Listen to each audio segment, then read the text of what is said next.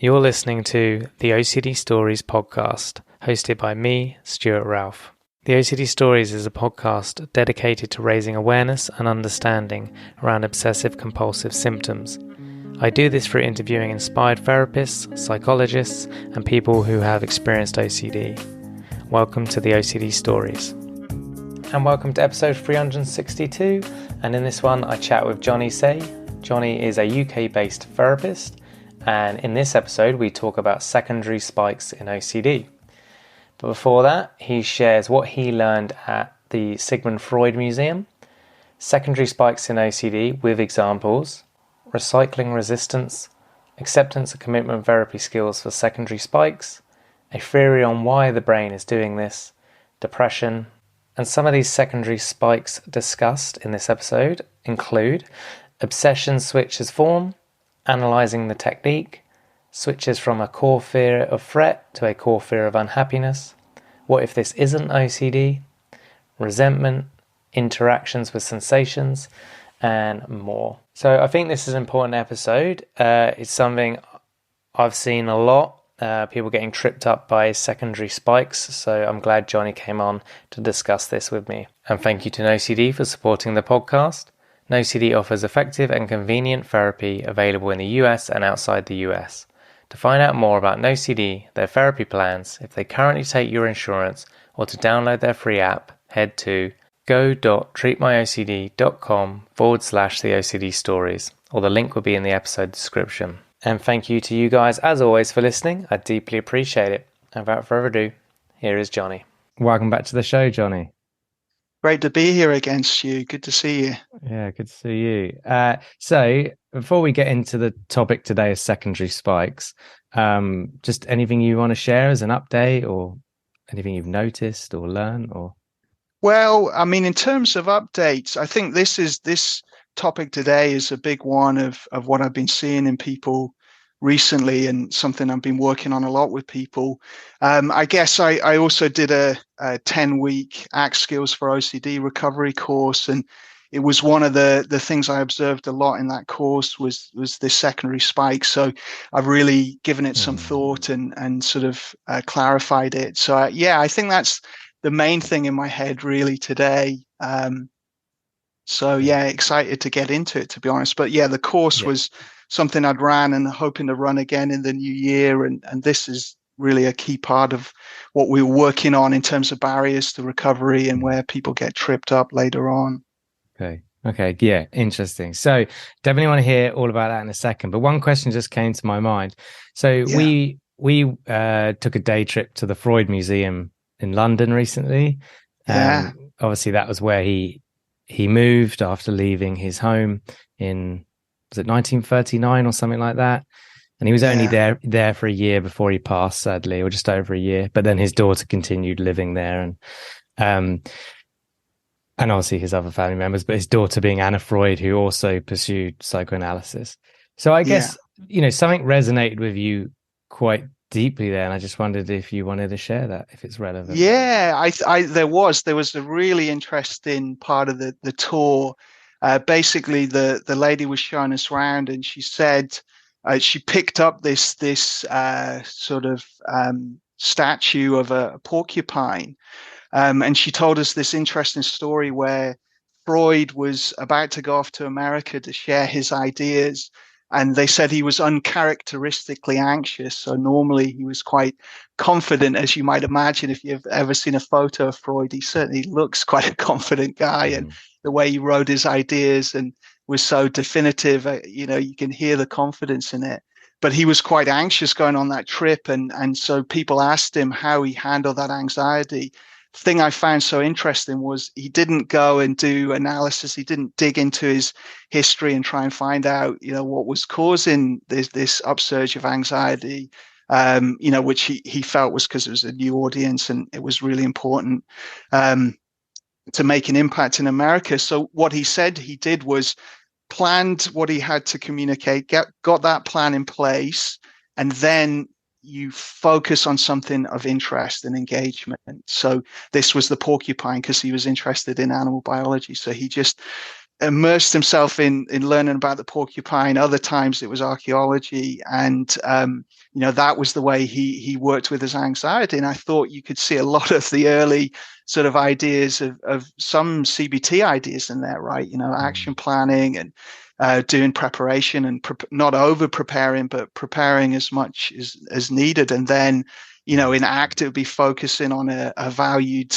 interest. And, in CBT, you could call it distraction, but, I imagine he did it in that kind of, the anxiety is not going to go away. So it's like acceptance and focusing on something he cared about. So I thought that was really interesting. I wondered if, that was some of the stuff that led to Beck switching from psychoanalysis and developing CBT, because apparently everyone said in the circle, you got to find your porcupine. That became a psychoanalytic phrase. So yeah, I thought that was really interesting.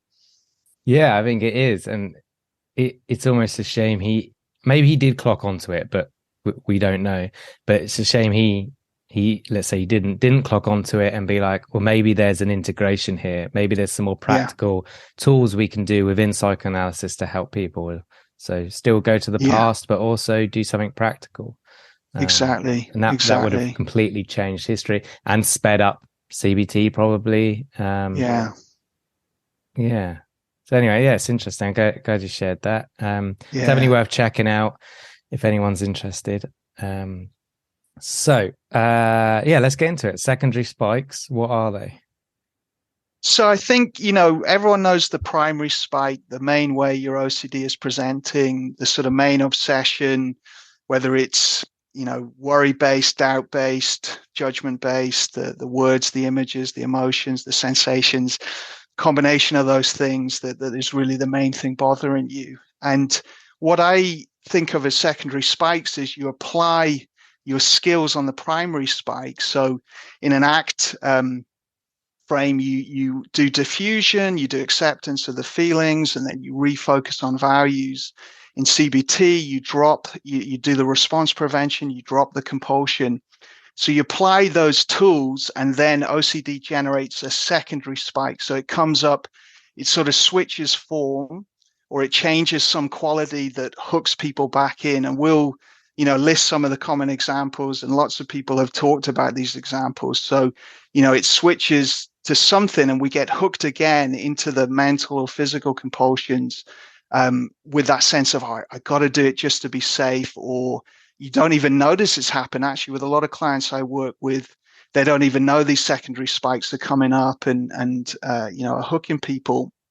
And or it does the classic thing, you can't quite see it as obsession and compulsion. So, we miss it because those obsessions and those compulsions sort of disappear or get mixed. So yeah, that's really how I think about the secondary spike. Yeah, so, I think this happens in other mental health challenges. I think you see it in depression when you apply techniques there.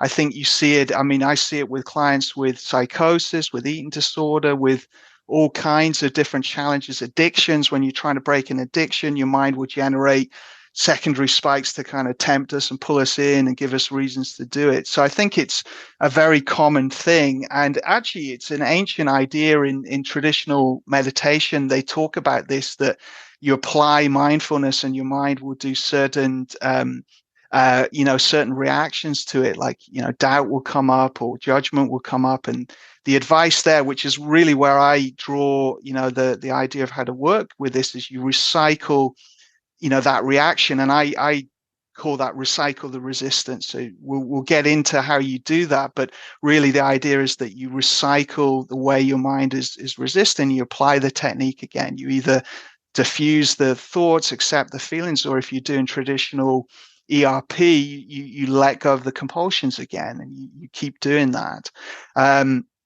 So, definitely got a lot of ideas on how you work with that and how to identify and practice this. Got some really common examples. I think they're the greatest hits with these sort of secondary spikes, certainly things I see in a lot of people. Should I go into the, the way it presents, or is there anything you wanted to add? Yeah. I think that's a really good introduction. And yeah, I definitely want to hear about the way it presents in a second. But yeah, this is, as I said to you off air, a very common thing I hear in my private practice, or I've resisted the compulsion, or I've done dropping anchor or some diffusion skill or mindfulness skill, and then suddenly, but it's triggered me on something else. It's brought up some other idea or some other worry, or it's changed theme, or it's just repeatedly coming back and back and back. So it is very much something I hear a lot, and something I find people can find quite hard to kind of stick with the repeated energy of the brain, And I guess I just wanted to, and I don't know what you think of this, but how I kind of sell it to my clients is that the reason your brain's doing that, at least this is what I believe, is that downstairs part of your brain that's anxious. It literally just wants you to survive, right? Nothing more than that. It's not trying to hurt you. It's not trying to bully you. It just wants to keep you alive or keep you safe. So if it's triggered and you kind of distract yourself or refocus or something else, it's going to keep reminding you, hey, don't forget about this threat, because it doesn't want you to die or get hurt. So it's that part of your brain's job to keep reminding you. And our job in the upstairs brain is to keep trying to show it, hey, you don't need to remind me. And eventually that downstairs brain will get the hint and calm down. Is that? Yeah, I mean, I think there's definitely a big part around threat. So as you're saying, it's really frightened of whatever the core fear is, and it's basically looking for further uncertainty around the core fear because your threat system is saying this isn't safe yet. But I think also sometimes it is around the happiness core fears and the unhappiness, the core fear of an unhappy life. So your mind is going, I've got to look for other ways I could be unhappy here. And, so it's rather than the danger, it's switched to the unhappiness or the need for certainty, the need to sort of clear up the doubt. And I think there's also, a sort of addictive piece, and people have talked about this there are various theorists who sort of mentioned this, that compulsions have this addictive dopamine hit that, drives them. So sometimes I think it's also the brain, potentially trying to get us to keep doing the thing that's somewhat soothing, and we've all seen clients where they're doing a physical compulsion and they know, they really know it no longer maps onto, even the risk they perceived anymore, but there's something soothing about just continually washing the hands, continually checking something, or continually, ruminating and self-reassuring and analyzing. So I think definitely threat, but also something around happiness, something around certainty. Really good point, really good clarity. And I like the dopamine idea. We obviously know compulsions are rewarding because that's why we keep doing them, because we get that sense of relief, right? But yeah, for me, when I say danger, I mean it doesn't necessarily need to be a physical threat, but like you said, I perceive like being unhappy is a danger. It's a danger to your well-being, not a deadly danger, but an existential danger, if that makes sense. Yeah, definitely. Yeah, that makes a lot of sense. So I think you're right, given that psychoeducation, given that idea to your clients, and then also just the factor that sometimes we have to be continuous with our practice. And I think of it as gentle relentlessness. So we're relentless in how we apply the technique, the ACT skills or the response prevention, and we just do it relentlessly, but with gentleness. So we're not grabbing on, trying to do it too tight, too controlled, just over and over again, like a river carving its way through the ground to create this big valley, this sort of new neural pathway. And, I think that's one of the hardest lessons to get people to do, because often we're on autopilot, so we don't even know we're doing compulsions, and it's sort of hard to get these skills in place because of that, or it feels exhausting, it feels like too much effort, or, we start to doubt that it'll work. So for me, that's one of the key things, is when OCD is really intense, it's this continuous practice. Like for me, when I was struggling all day long for many weeks and months at times, I'd be working the skills, working the techniques. And sometimes it's not so intense. You'd have a difficult hour where you're doing this sort of stuff on repeat, and then it would ease off and you're back engaged in life, and things are either in the background or they've dropped down a bit. But that kind of message, once I have a client doing that, I'm always more confident that they're going to get a faster, a sort of, a quicker recovery, because there's that determination and that commitment. And that's true of anything in life, right? If we want to get good at anything, we've got to do it that way. That's true. If you practice the piano 5 minutes a day, you're not going to become Mozart, Exactly. Even Mozart practiced a lot.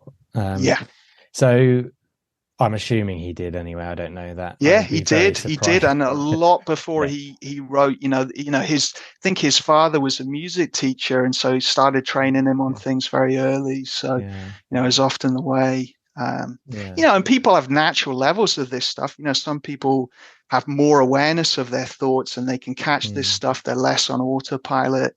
So there is a range. Like anything, you have a natural capacity, but everyone needs to train. Everyone needs to practice. Yeah, and I think I find that's the hardest thing to get across to pretty much all my clients, is that, for dropping anchor, for example, that skill, or urge surfing. Yeah. They might say, oh, I did dropping anchor. And it's like, okay, but I want you to keep doing it as you need it. It's not just a one. Sometimes it might be one off, and you feel a bit better, or you get that distance to re-engage in something else. But otherwise, like, keep doing it. This is and same with self-compassion, I find. Continually engaging in that compassionate voice. Yeah, exactly. And that's a really important one, because self-compassion has these secondary spikes. So we try to be compassionate and our mind gets frightened of it, or distrustful, or distracted, or it triggers more inner critics. So again, we have secondary spikes with compassion as well, and that's something to do continuously and relentlessly. Definitely. Cool. So let's go into some of the ways it manifests. Yeah. So some of the key patterns I see in my clients. The first one is the obsession switches form. So it may have been presenting with words, so verbal obsessions, and it goes to images. So the images get intense, or it switches to feelings. It's like the whole thing gets summarized into a feeling, and you just get in this anxiety or doubt, or a confusion, or disgust, or shame, or something's coming up as a feeling.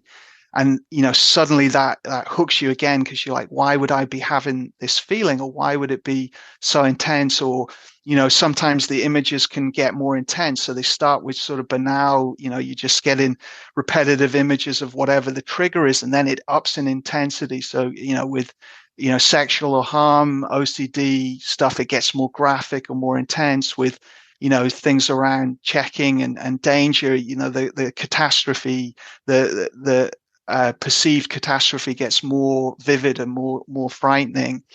I think it can switch from uncertainty to judgment. So it starts with a what if question. What if I'm this kind of person? Or what if this thing happens? And it flips the judgment. It goes, you are this kind of person. You're going to do these things, or this is going to happen. This feared outcome's going to happen. It can switch emotions. So you've had a lot of anxiety. Suddenly you go numb. Or you've had a lot of anxiety, and suddenly the shame gets stronger, or, the kind of thoughts and feelings can sort of bounce off each other, and it can, ricochet around, this sort of stuff. So, that would be the first one, switching obsession form. Related to this, we can have theme hopping and blending, where it jumps around different sort of core themes. I had this a lot near the end of my recovery, where was really struggling with health anxiety, and then it was hop into existential stuff and death anxiety, and then it would go back to old stuff around harm or sexual themes, and it would sort of all meld together. And it's like like we were saying earlier, it's just looking for the danger and looking for that uncertainty and trying to find it. And that was when I was first experiencing that. It did catch me out, those secondary spikes at times, and I'd suddenly be back into the rumination and the mental compulsions. Another big one, which I think is sort of inevitable, is analyzing the technique. So, this can happen with ACT skills. It can happen with ERP skills. We start analyzing, what's happening here. Am I doing it right? We can get perfectionism in there. We can sort of doubt the technique and doubt, will it work, or am I doing it right? Or, we can start to say, is it an obsession or is it a compulsion, and get really, caught up on things like that. Or, is this compulsive? Am I suddenly doing these skills compulsively? Or, Within ACT, you can get uncertainty around any of the processes: diffusion, acceptance, values. People often start doubting their values. People get caught up around recovery fears, like it can switch to, it moves from the core theme we've had to like, will I ever recover? Will I be stuck with this, always?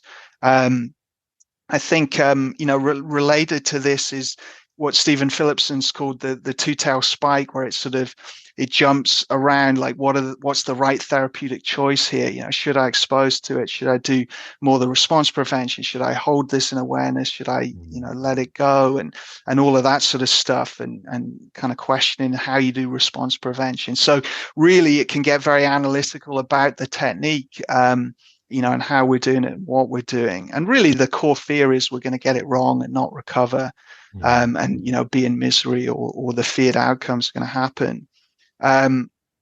Another big one that I see often is it switches from the core fear of threat to the core fear of unhappiness. So we were talking about that at the beginning, that, it goes from like, a harm fear, like I'm going to hurt someone, or a sort of any of your themes. Basically, it's hitting you with that, and then you accept that, and you stop doing the compulsions, you refocus on life, you let those thoughts, those obsessions come and go without responding, and then it goes, the obsession's going to be here all the time, and it's going to be really intense, and you're going to be miserable, and you're not going to live a happy life, and it's going to distract you and stop you functioning. And so we've gone from like, I'm scared, I'm going to do this bad thing, or this bad thing's going to happen to me or my family, to my life's going to be bad and I'm going to be unhappy because of OCD. And then we're back into ruminating and worrying and analysing, about that.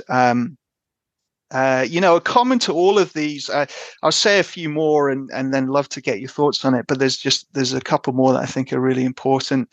Another one is it often relates around, this isn't OCD. We've all heard, people coming up with that. We've all probably done it ourselves. I did it plenty of times, really asking yourself, what if this isn't OCD, or the statement, this isn't OCD? And it's kind of common to all these secondary spikes, but, it'll often be because of its switching theme or the way it's showing up, or, it might go into our history. It might pull something out of our history, something that's happened or something we did, or the kind of false memory, real event type stuff, and start going, because of this, because you once did this, or, it'll pick something that we're not proud of that's really is unrelated to OCD, but it's something we do honestly regret. And it'll kind of link those together and start, going, well, that's, why this is an OCD. And people will often find something unique about their learning history, something about them, about their sexual development, about their relationship with emotions and anger, with their, experience of contaminations and threats, or things being missed and things not being checked, something in their history, something about relationships that'll pull that out and go, this is the reason that this is an OCD, and we'll get stuck in that. Couple more really important ones. Resentment, it switches to how much I hate OCD, how much it's ruining my life.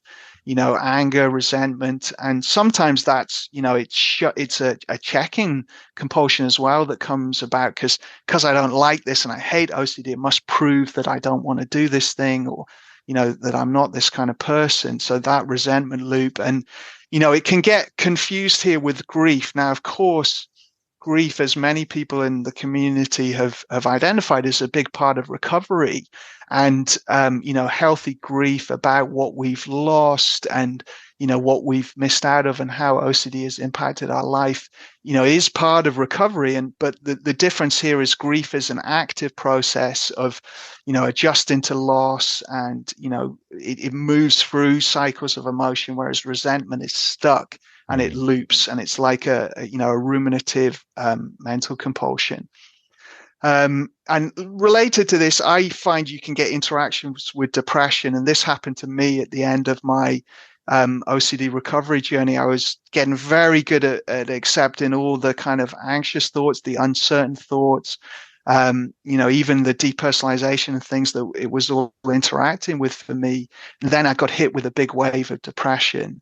And it really pulled me back into a lot of mental compulsions about the depression and about recovery. And again, it was that kind of fear of unhappiness. And look, you are unhappy, and look how you're not feeling anything. So you must be, that terrible person you feared. And it was like it kind of blended with depression. So, people have hopelessness coming up, helplessness coming up, or it takes more the self-critical, judgmental version of, depression. It's like OCD mixes with the inner critic, and it just starts being like a bullied voice. And I noticed that actually in a lot of clients that have severe bullying history, they often have this kind of merging of, the obsession and the inner critic, or I've certainly experienced that with people. Or we kind of perceive ourselves as vulnerable. We perceive ourselves like, I can't do this. I can't do this recovery work. These emotions are too strong. These thoughts are too intense. If someone else was experiencing this, they couldn't do it. Other people must have a milder form of OCD, all that sort of stuff. It's like, takes away from our strength and our courage in the sense that we can handle this actually if we're determined and we keep going. And we can lose motivation. That's one of the toughest things. Depression takes our motivation away. So we stop doing ERP. We stop working the ACT skills so much. And some people will say, when I'm working on depression with them, they'll say, I can't even, drop anchor like the technique we were talking about. I can't quite bring myself to do it. And that's where we got to recycle that resistance. We've got to start noticing that resistance, and eventually you'll get a big enough gap to start doing skills again and start doing exposure work again, but at least be noticing that and stepping back somewhat.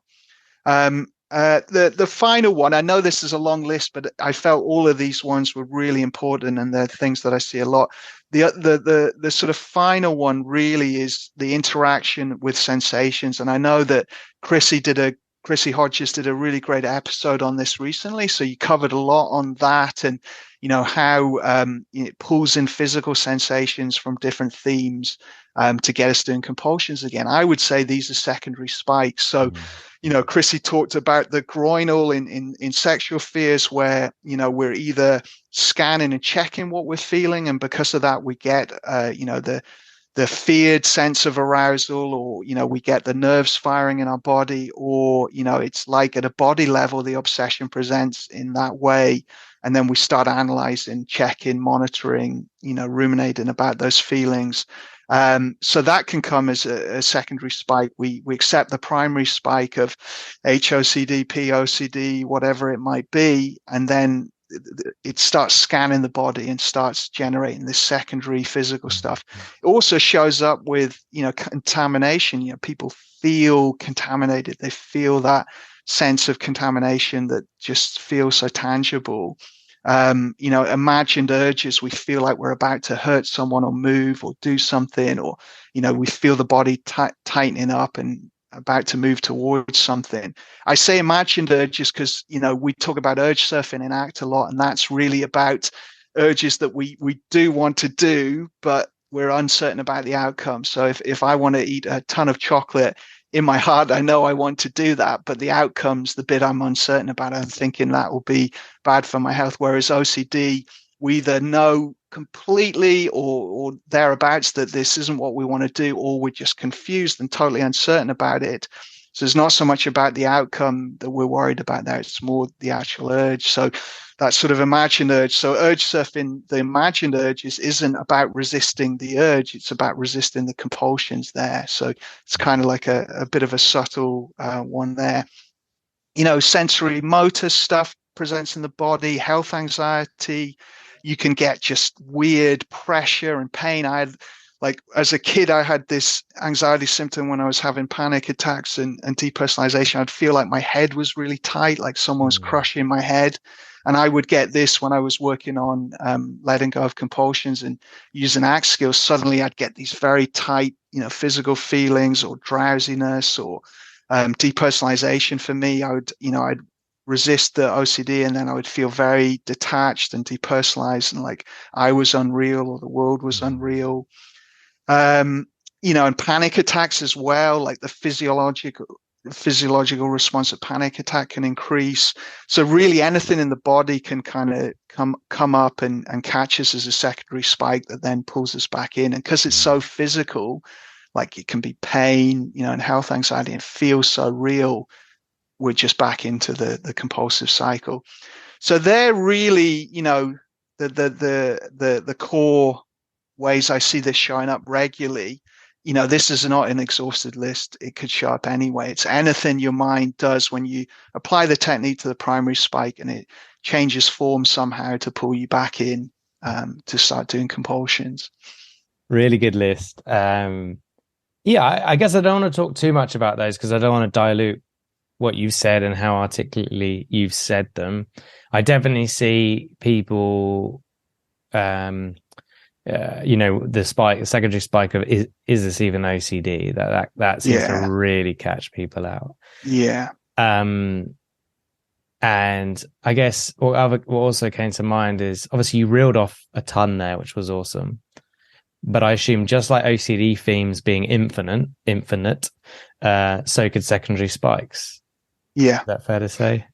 Yeah, I think they could show up anyway, depending on your learning history, your personality, your mind. I mean, I've even had examples where people who have synesthesia, which is when you have your kind of senses can merge a bit, so you can see, you can feel what you see, or you can hear what you can touch. Your kind of senses can merge a little bit, and some people have this. I've even seen that show up. People have, the kind of obsession is blending with a sort of spatial sense, like so yeah, it can show up very uniquely and very differently from person to person. These are the ones that I see so often. So I wanted to list those, but it can be anything where you distrust your senses as well. People start distrusting, what their senses are telling them in the present moment, or distrusting their values and sense of self.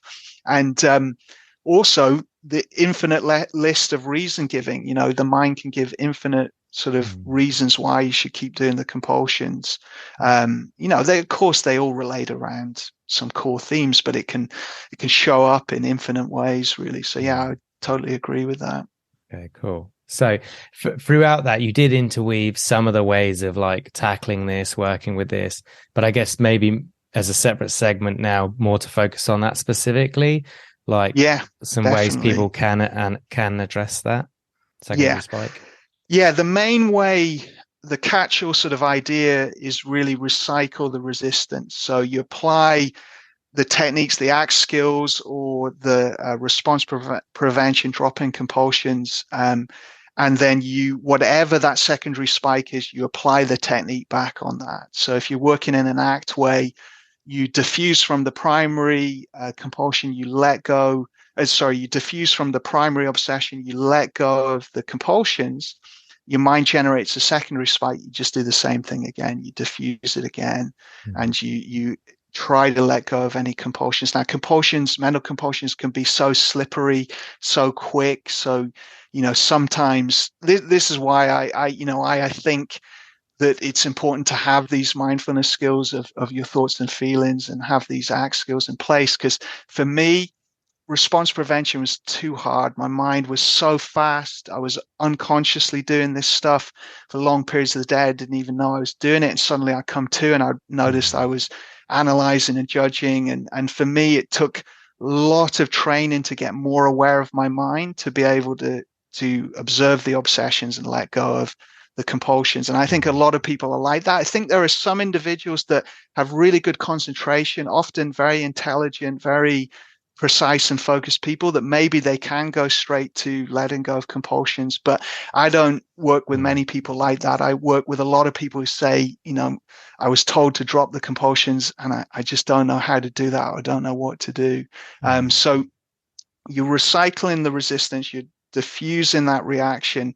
And then with ACT, also working with the body, so if it switches to the sensations or it switches to the emotion, then we're applying the acceptance of emotion or sensation. And there's lots of different acceptance skills, but it's pretty similar. We're just noticing, making room, opening up, allowing that feeling to rise and fall. And again, you could say in traditional ERP, it might be, okay, you just sit with the emotion for longer, you don't do anything about it. And okay, some people can do that if they have a robust sense of self and they don't believe that it really is so dangerous, and they feel kind of safe within panic, or they feel safe within, really intense emotions. But a lot of people need some help with that. It's so hard to be with a difficult emotion. So again, why I would say acceptance of feeling skills are so useful. I mean, for me, like when I was having panic attacks as secondary spikes, I really thought I was going to die. I really was convinced I was going to die in that moment. I didn't think it was a panic attack.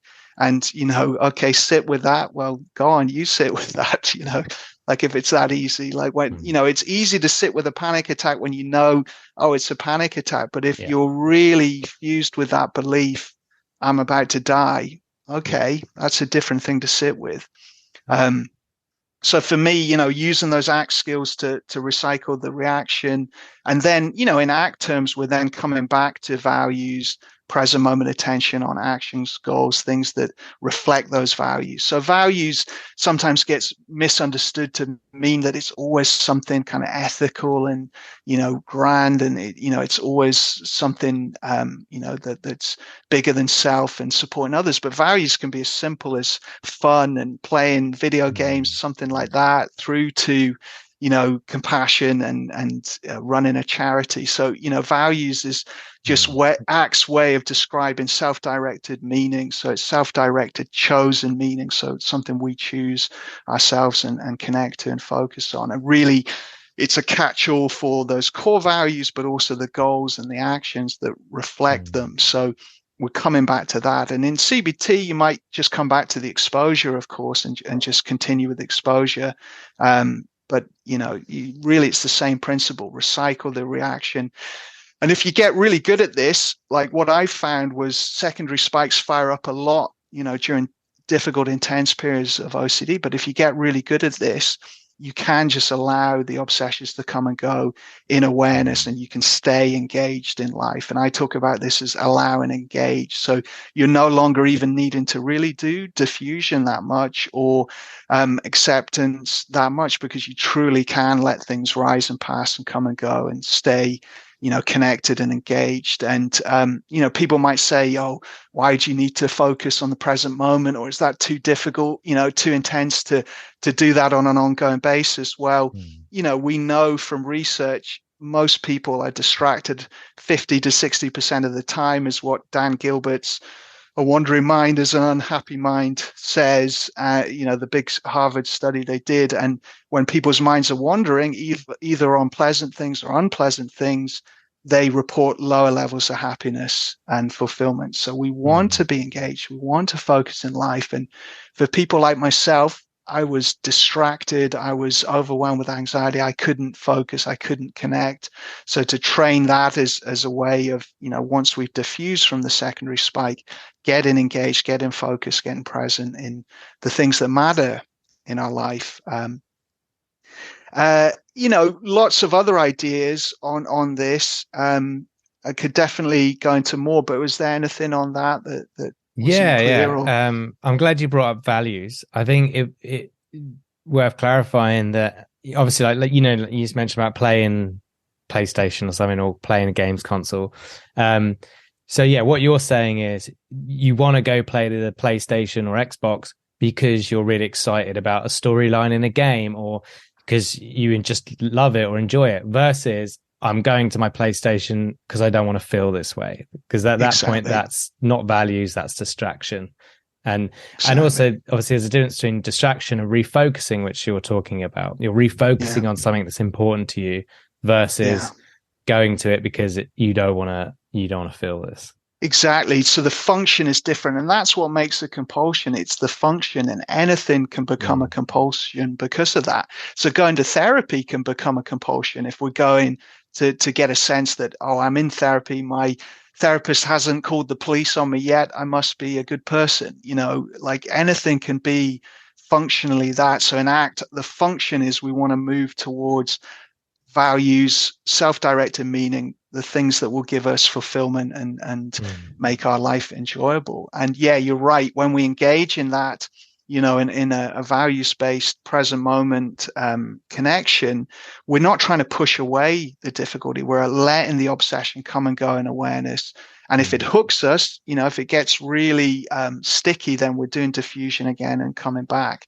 And then we're really surfing the urge to do any compulsions, any physical compulsions or mental compulsions, which in ACT would be called experiential avoidance and, rumination, judgment, analysis. Steve and Russ have talked about those as experiential avoidance from the very beginning of ACT, as something we want to let go of and stop doing. So, and whereas the obsession, we can't do that. We can't let go of it and push it away. We have to get good at diffusing and good at allowing it to come and go.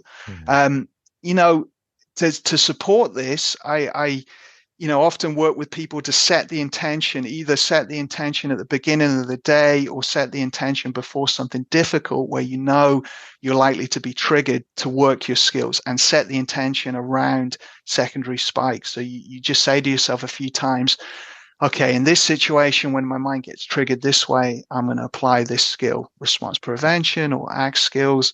And you kind of get that in your mind, much like memorizing a shopping list. If you've forgotten to bring the actual shopping list, you repeat it to yourself so that when you get to the shop, the trigger of the environment cues the behavior to get the shopping list. The same thing here. And related to this in ACT, they talk about a pain alarm clock. So that the painful emotional or cognitive experience becomes an alarm clock to use the skills. So it's not like we're having to be mindful 24/7 like a Zen monk and really, focused all the time, ready to do mindfulness. It's more like we've got that intention, that alarm clock. So as soon as that aversive, confused, anxious, depressed, numb feeling, whatever happens, the skills come. And if we train it enough and we set the intention enough and we have a daily practice, it becomes effortless, just like OCD compulsions have become effortless. Eventually, we start using the skills effortlessly and easily. We might just need to top that up from time to time. And then reflection at the end of the day. How did I do? Did I do well? Compassionate reflection. And sort of working on this.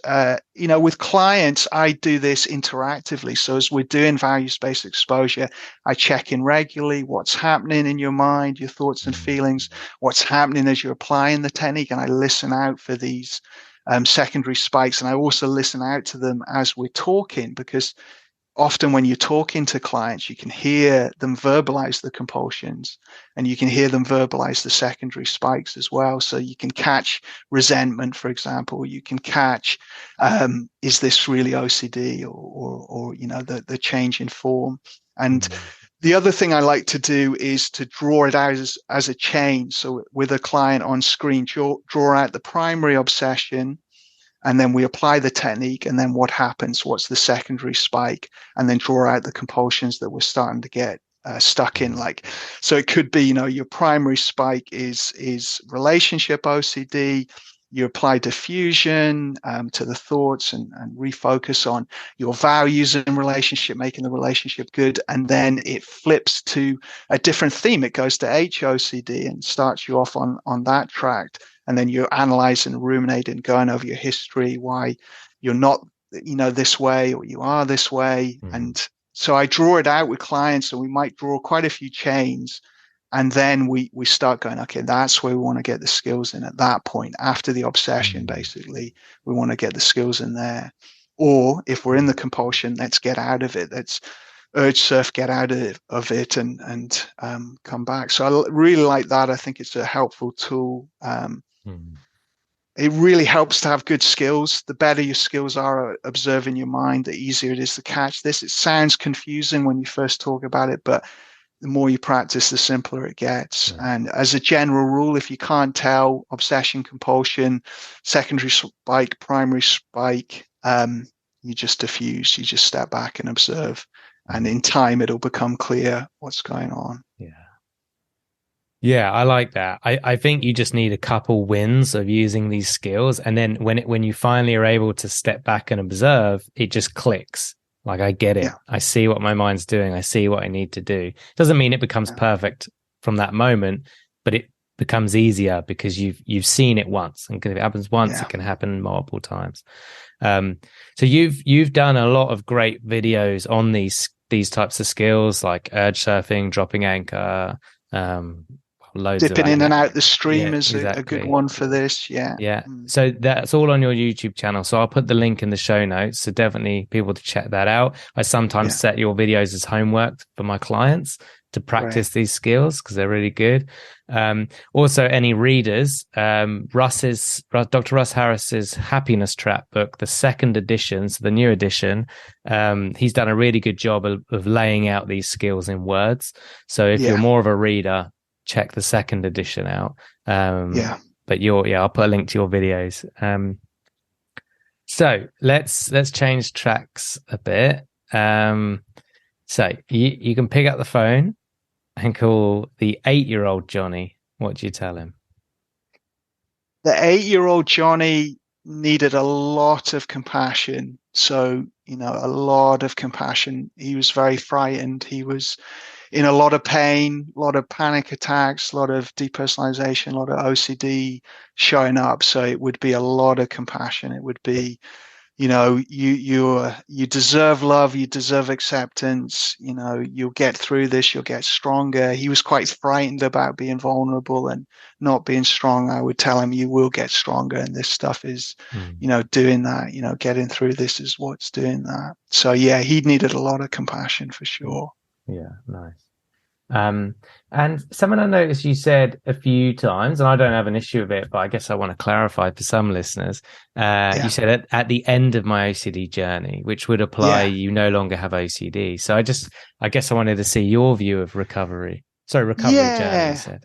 Yeah, I guess what I mean by that is the really intense, difficult, the times when I had OCD symptoms 24/7 for weeks and months, and was really caught in this, and when I was depressed and feeling very hopeless and like I probably couldn't get through my life, I was feeling suicidal, that kind of level of intensity. Now, the way I talk about it, I like the definition of recovery of psychological flexibility. So, the way I feel about it now is I feel that I can handle any obsessions my mind throws at me, and I can, stay engaged in my life. I can practice my skills. I feel like any secondary spikes my OCD brain throws at me, I know what to do and I can apply it. Now, of course, there's no certainty, that could all disappear. And, but I just feel this stuff has got in at a deep enough level that, I know what to do. If it goes back to 24/7 really difficult, I would just keep doing exactly what I'm doing, and I could live my life like that. Now, yes, I have obsessions still, as everyone does. Maybe I have more of them than your average person. Although talking to friends and talking to people, clients without OCD, you realize that people do have a lot of intense, bizarre, and difficult thoughts. So, who knows? But maybe I have more of that. I certainly can still have high levels of anxiety, and I can have dips in mood and things like that I have to work my skills with. So it's more, I guess, in that I'm not talking about sort of, curing OCD or anything like that. It's more that in really intense, like the most painful times of my life. And I feel like quite a lot of distance from that and time now from that. And I would know what to do when I got back there. And, I recently had COVID for a second time, and first time I had COVID, I didn't have much symptoms at all. It was fine. But this time it really hit me, and it hit my nervous system more. And I woke up in the morning feeling very depersonalized, and I had lots of sort of physiological symptoms and nausea, I felt delirious at times, and real crazy sort of stuff. So in the past, that would have hooked me for health anxiety massively, but I used my skills and I was able to get through that. And then after that passed, I got hit with a bit of a wave of depressive mood again, similar to how I'd had it in the past. And this time I was fine. I was able to handle that. I didn't listen to my mind. My mind becomes like this existential, like one of those crazy characters you see that where they've got like an end of the world board and they're ringing a bell and they're saying everything's, going to the end of the world. Like my mind would do that and go very existentially despairing. And so it did that a little bit, and I could diffuse that fine, and that sort of rose and passed quite quickly. And then I was left with the heavy, painful, like someone had put this heavy blanket on me. It was hard to motivate and move. but I could accept that and I could be with it. I could move through it. So, my definition of recovery is psychological flexibility, because I think that's how people recover. And if you hear any good recovery stories, they talk about acceptance, they talk about compassion, they talk about living a life they want to live and not struggling with the symptoms anymore. So that's what I mean. So it's not like, that you cure OCD. It's that you change your relationship with your mind, and then it's not a problem anymore. Yeah, agreed. I just wanted to clarify, because I know some people can be like, "Oh, there's a cure. Well, what is it?" Yeah, and you're not saying that. You were just saying you live your life the way you want to live it, and it doesn't dominate you anymore, and it occasionally flares up, and you deal with it. Yeah. But even the flare-ups, like I can see the secondary benefit of, even if symptoms get harder, and they don't in that way really, but they, different mental health things do. But even if they do, I see the secondary benefit of life is going to throw me a ton of difficult thoughts and feelings as I go through it. There's only one way out of this life, and there's only one thing that happens as we get older, and, sickness, losing people, pain, suffering. And the secondary benefit of having this stuff is we learn a load of skills to get through all of that. And so if I have any difficulty, I see it as I can feel more empathy for my clients. I remember what they're going through. With that depressive thing from COVID, I was reminded how hard it is to work with depression for my clients. And you're also learning skills that are going to help you till the day you die. Yeah. Very, very good point. Well, look, thank you so much for coming on and talking about secondary spikes. I'm sure it's going to help a lot of people. My pleasure, Stu, and great to chat with you. Thank you for listening to this week's podcast. If you enjoy the OCD Stories podcast and would like to support us with a one-time tip/donation, please go to theocdstories.com/support.